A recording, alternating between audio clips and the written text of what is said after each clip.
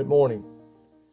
I was thinking today about how we can help somebody have a good day. Maybe their day hadn't started out as good as ours, and you can tell that they're not in a good mood, or maybe something's gone wrong.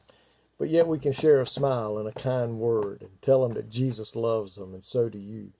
And you'd be surprised sometimes how that'll put it. I've walked up to people sometimes, and I'll see that they're not having a good day, and I say, "Can you smile?"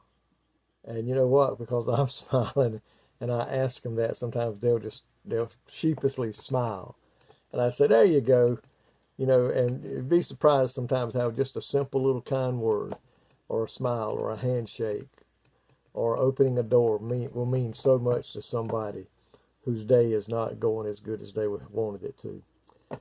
We fight Satan in a lot of ways. He comes against us with trials and heartaches and troubles and temptations. And we can't beat him on our own. We must have the help of the Holy Spirit and have the help of God's Word as we study it and put it into our heart and our life. And we see in chapter 4 in the book of Matthew, God, or Jesus Christ, is led into the wilderness. And while he is in the wilderness, he's being tempted by the devil. And we must look at how Jesus responds. If you look in verse 3, the devil, it says, "Now when the tempter came to him, he said, 'If you are the Son of God, command that these stones become bread.'" Now, Jesus could have sat there and argued with him or carried on a conversation with him, and that's something we should never do. Don't ever begin to talk to the enemy. But Jesus said, and listen, he answered and said, "It is written." He used the word. "It is written, man shall not live by bread alone, but by every word that proceeds from the mouth of God."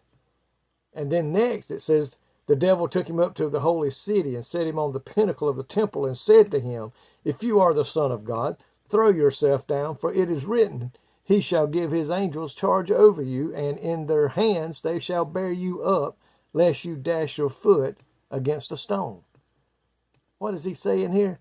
And then we look at this. Jesus again says in verse 7, "It is written again, you shall not tempt the Lord your God." He's fighting him with the word of God. And then in verse 8, it takes him up into an exceedingly high mountain and shows him all the kingdoms of the world and their glory. And I love this. "And he said unto him, the creator of it all," the devil says, "All these things I will give you if you will fall down and worship me." And then in verse 10, Jesus says, "Away with you, Satan, for it is written, you shall worship the Lord your God, and him only you shall serve." In every case, the 3 times the devil came to offer him something, if he would bow down and worship him, Jesus responded, "It is written." And so today, when trials come our way and troubles come our way, we need to say, it is written. Greater is he that's in me than he that's in the world. I am an overcomer because of Jesus Christ, my Lord. Jesus said he would meet my needs. We need to tell him, "I'm sorry, I'm not giving in. It is written."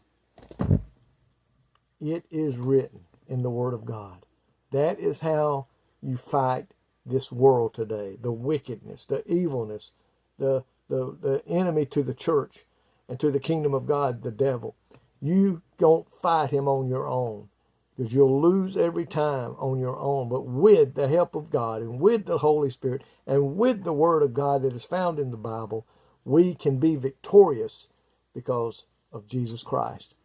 If Jesus said it is written 3 times, then every time that's what we need to do. It is written. Tell him what the Word of God says. You're defeated already. Satan, you lost the battle when Jesus Christ come out of that tomb that Sunday morning. You lost the battle right then and there. We are more than overcomers through Jesus Christ our Lord, because it is written. Thank you, Lord, for your written word that gives us victory over all that can come against us. Pray today, Lord, that we'll take your word and put it into our heart and into our mind and our spirit, that we too may be victorious. We ask these things in your name. Amen. God bless you today. Have a good day.